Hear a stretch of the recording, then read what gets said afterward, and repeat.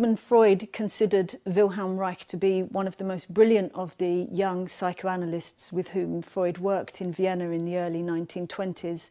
Rajh didn't have the opportunity to visit Freud here in his study in Hampstead in what is now the Freud Museum. Rajh didn't get to lay on Freud's famous couch, but we do find a selection of Rajh's most important psychoanalytic works on Freud's bookshelf over there.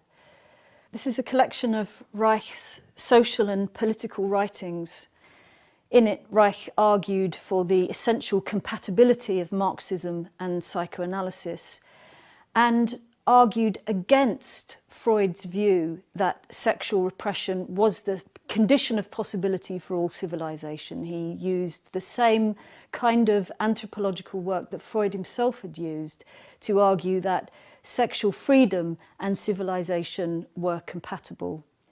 It must be admitted that many of Rajh's early writings appear dated to us today, but that makes it all the more striking when we discover resonances between his descriptions of the authoritarian, patriarchal society in which he lived and aspects of our own society today. Rajh is best known today for his work that started in the 1930s. Rajh developed what he called a science of organomics based on the positing of a fundamental sexual life energy animating the whole universe, which he called orgone energy. We remember Rajh's theory of orgone energy, if we do these days, mostly via his invention of the orgone energy accumulator, a large wooden box inside which the patient would sit to absorb the orgone energy, achieve orgiastic potency, and cure all manner of mental and physical ills. The orgone accumulator is, though, perhaps best remembered via Woody Allen's parody of it in his 1973 film Sleeper, where it appeared as the orgasmatron. If anybody remembers Rajh's cloud-busting machine, a machine which directed orgone energy outwards and upwards to cause rain in deserts and also, of course, to repel alien invaders, it's probably through Kate Bush's song Cloud Busting.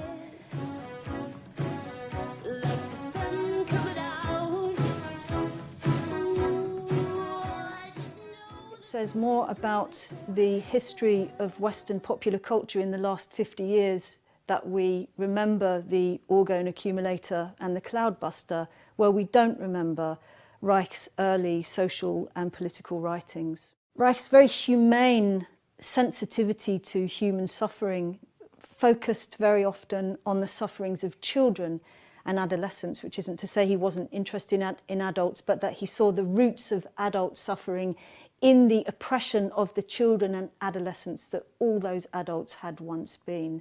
He saw a contradiction in the way that even the socialist family who fought for social justice dominated their own children and thus perpetuated the very structures of society against which they were arguing as socialists.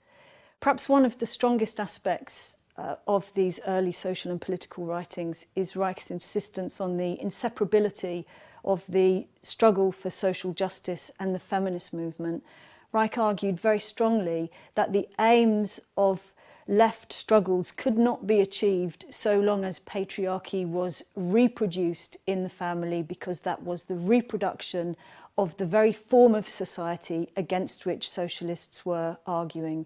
That is a lesson that perhaps some sections of the left still have to learn today.